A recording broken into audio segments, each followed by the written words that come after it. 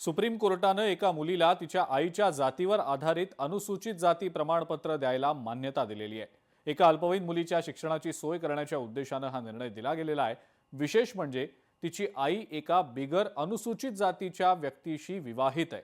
ती लग्नानंतर पतीसह तिच्या माहेरीच राहत असल्याचं सांगत तिनं तिच्या मुलींना आपलीच जात लावावी अशी विनंती केली होती आणि याच संदर्भात सुप्रीम कोर्टानं हा एक मोठा निर्णय दिलाय। दरम्यान मुलाला वडिलांकडूनच जात वारसा हक्कानं मिळते या नियमाला आव्हान देणाऱ्या अनेक याचिकांवर अजूनही निर्णय होणं अपेक्षित आहे। मात्र या निर्णयामुळे मराठा आरक्षण मिळण्याला कदाचित मदत होणार असल्याचं दिसतंय।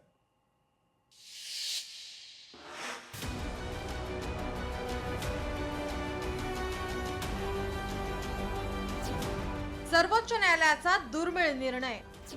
आईच्या जातीनुसार अनुसूचित जातीचे प्रमाणपत्र। जात वारसा नियमावर हा महत्त्वाचा निर्णय। शैक्षणिक आरक्षणासाठी आईची जात ग्राह्य।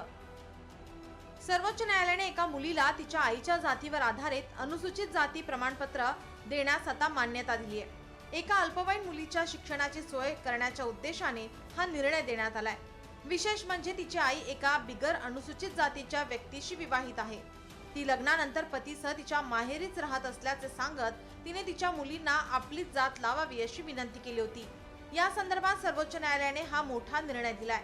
दरम्यान मुलाला वडिलांकडूनच जात वारसा हक्काने मिळते या नियमाला आव्हान देणाऱ्या अनेक याचिकांवर अजून निर्णय व्हायचा आहे। या निर्णयामुळे मराठा आरक्षण मिळण्याला मदत होणार आहे।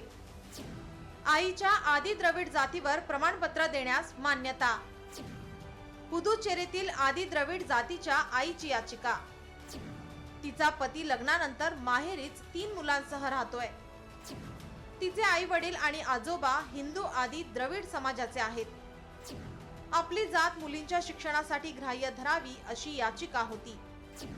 आईच्या जातीवर आधारित जात प्रमाणपत्र का देऊ नये असा सवाल। सर्वोच्च न्यायालयाचा निर्णय केवळ आरक्षणापुरताच मर्यादित।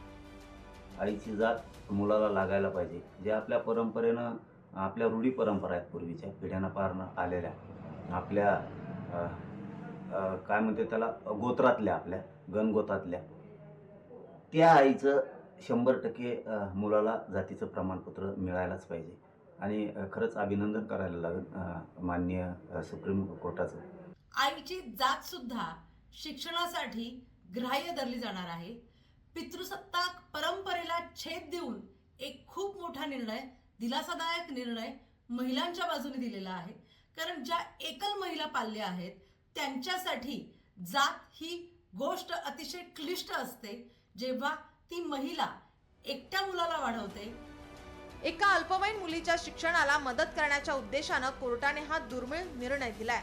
विशेष म्हणजे मुलाला वडिलांची जात वारसा हक्काने मिळते या नियमाला आव्हान देणाऱ्या अनेक याचिकांवर अद्याप निर्णय प्रलंबित आहेत।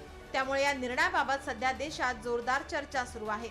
वडील अनुसूचित जातीचे नसतानाही हे प्रमाणपत्र देता येणार असल्याने जात वारसा नियमावरही हा निर्णय महत्त्वाचा मानला जात आहे। ब्युरो रिपोर्ट, लोकशाही मराठी, मुंबई। लोकशाही मराठी ऐका, पहा, जागरूक रहा।